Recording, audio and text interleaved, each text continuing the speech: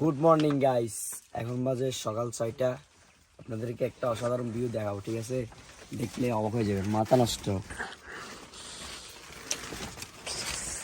সেই সেই জীবনে আর আছে কি অসাধারণ। হাতে মেঘ দেখার জন্য অলরেডি রাত্রে এখানে ঘুমাইছি মেঘ দেখার জন্য, কিন্তু সফল, মেঘ দেখে সফল। অসাধারণ অসাধারণ জোস।